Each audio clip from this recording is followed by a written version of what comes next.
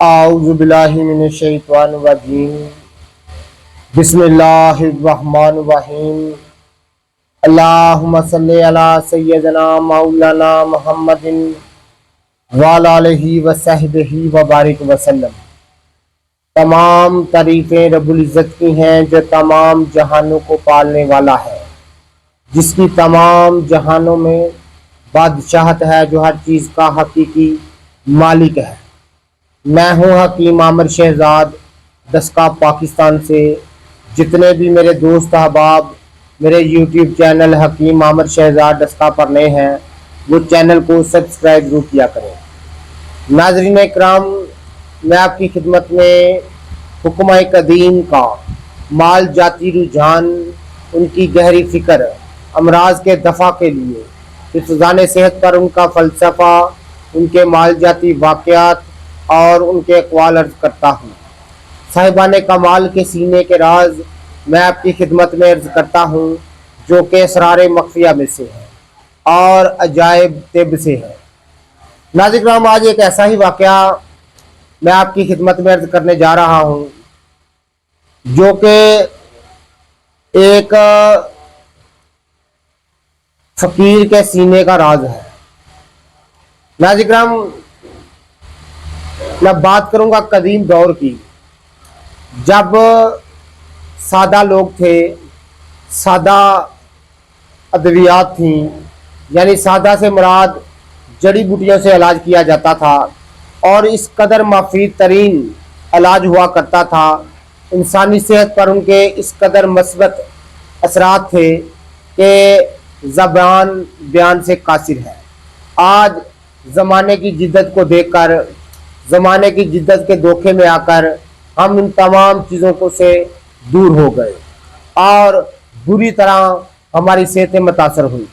ناظرین کرام، میں بات کروں گا قدیم دور کی۔ ایک لاہور کے قریب، لاہور شہر جو ہے اس کے قریب ناظرین کرام ایک قبرستان تھا۔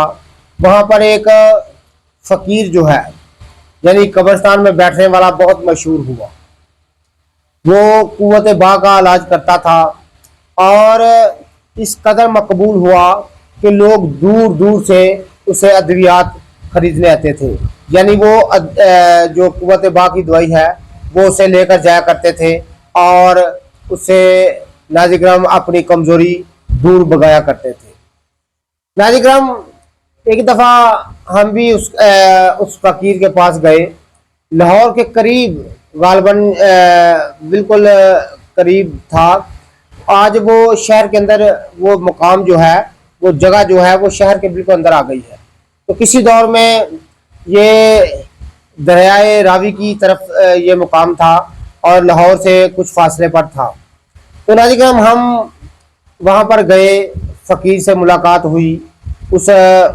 چونکہ وہ ضعیف العمر تھا اور کوئی باقاعدہ طبیب نہیں تھا، لیکن اس کی دوا اس قدر مفید ترین تھی کہ ہر مزاج کے موافق تھی، ہر انسان اسے جو ہے وہ صحت یاب ہو جاتا تھا۔ کمزور لوگ اور خاص طور پر جن کا مادہ منویہ پانی کی طرح پتلا ہو جاتا اور جن کو شہوت بہت کم آتی یا جماع پر قدرت نہیں رکھتے تھے، ان کے لیے یہ وہ دعا کیا تھی؟ ایک طلسم تھا۔ ناظرین کرام، جڑی بوٹیوں کے کرشمے تھے۔ تو ناظرین کرام، ہم وہاں گئے اور وہ ایک سفید رنگ کی دوا، چند پڑیاں سفید رنگ کی دوا ہوا کرتی اور چند پڑیاں دیا کرتا، مریض صحت یاب ہو جاتا۔ وہ کہتا کہ ایک پڑیا صبح، ایک پڑیا شام کو تم نے پاؤ بھر دودھ کے ساتھ تم نے یہ دوا کھا لینی ہے، اور چند دن استعمال کرنے سے وہ مریض صحت یاب ہو جاتا، شہوت عود کر آتی اور سلطہ انزال دور ہو جاتا، مادہ منویہ فرنی کی طرح گاڑھا ہو جاتا۔ ناظرین کرام، وہ مشہور یہی تھا کہ وہ کشتہ چاندی کا تیار کرتا ہے، کشتہ نکرا تیار کر کے کسی طرح سے دیتا ہے، لیکن وہ اس مد میں لوگوں سے کافی پیسے بٹورتا تھا کہ یہ کشتہ نکرا ہے۔ تو نکرا چونکہ پہلے بھی مہنگا تھا، آج بھی مہنگا ہے، تو میں نے اس بابا جی کے پاس बैठा रहा। फिर हम दूसरी दफ़ा गए, हत्ता कि तीसरी दफ़ा गए तो वो बाबा जी का राज खुल गया। नाज़िर-ए-किराम, बाबा जी ने खुद मुझे बताया कि 57 5 तोला और मूसली सफ़ेद 5 तोला।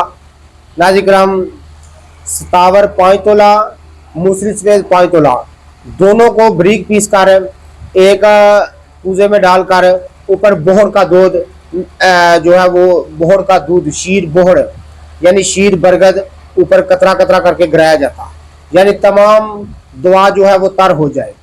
और तमाम दुआ तर होने के बाद उसको साए में रख देता। जब वह खुशक हो जाती तो अच्छी तरह से उसका सफूफ कर लेता और उसकी एक माशा माशा की पुड़िया वो दिया करता था। और काफ़ी उस दौर में गालबन में 80-82 की दहाई की बात कर रहा हूँ, गालबन वो एक हफ्ते की दुआ का 100 रुपया लिया करता था।